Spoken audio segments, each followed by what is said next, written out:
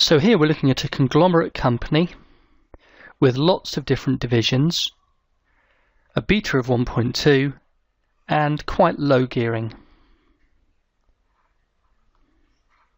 £1 debt to £10 equity, or ratio of 1 to 10. They plan to sell one of their divisions. Now that division will have a very particular risk. It can't use its overall average beta factor. That represents the risk of the whole company, but not of this hotel division. So it needs to find out more about the risk of the hotel division. So they've found a similar company. But this company has got high gearing, which makes it difficult to use its beta factor of 1.5. We're told the tax rate, we're told that debt betas can be assumed to be 0. We're given the risk-free rate and the market return.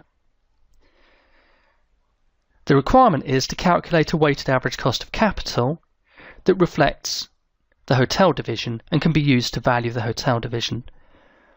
I'm going to assume that the hotel division will be sold with a debt to equity ratio of 1 to 10.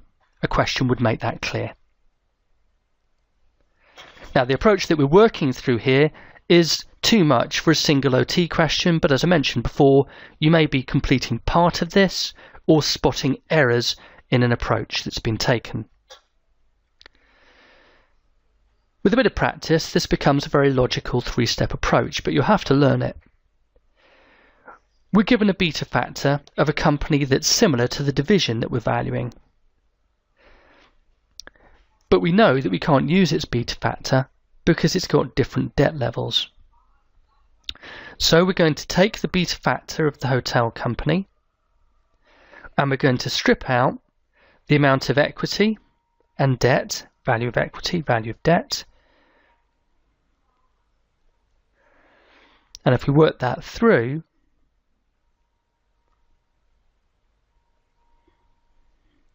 it comes to 0.882.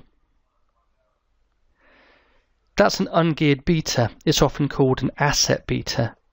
And it shows you that actually this division isn't very risky at all. The beta is below 1. And when we put that into the capital asset pricing model, we get the return that our shareholders will be looking for to compensate for that level of risk. And if we work that through, it comes to about 11.6%. Now that's the return that they're looking for, as long as there's no debt involved, but on the assumption that the division's going to have 1 of debt to 10 of equity, then I can use the Modigliani and Miller formula for the weighted average cost of capital, and I can calculate that the weighted average cost of capital,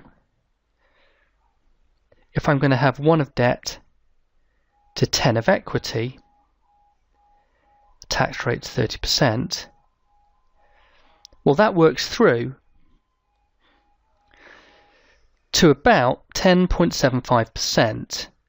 And that would be the cost of capital appropriate for valuing the division on the assumption that the division continues to have the same gearing that the overall group has to start with. Now you might have to adapt this approach if a question doesn't give you the beta factor of a company that's in the same sector as your division. If no beta factor is given, you can still adopt the same basic approach, but you just have to change it slightly. So we're trying to work out the weighted average cost of capital of one of our divisions that we're trying to value. What we're going to do is find a company that's operating in that area. But if the question just tells us the cost of equity of that company or the weighted average cost of capital of that company and does not give us a beta factor, then we're going to have to adjust either the cost of equity or the weighted average cost of capital to strip out the impact of the debt level of that company.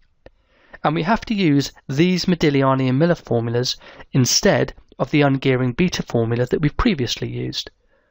It's all the same theory, it's all Modigliani and Miller with tax, and you're given these formulas. If you don't have a beta, you'll have to use these. Once you've used these, you're going to calculate a cost of equity ungeared of your division, whichever formula you use. And that can then be used in the M&M formula using the divisions gearing to work out the division's weighted average cost of capital.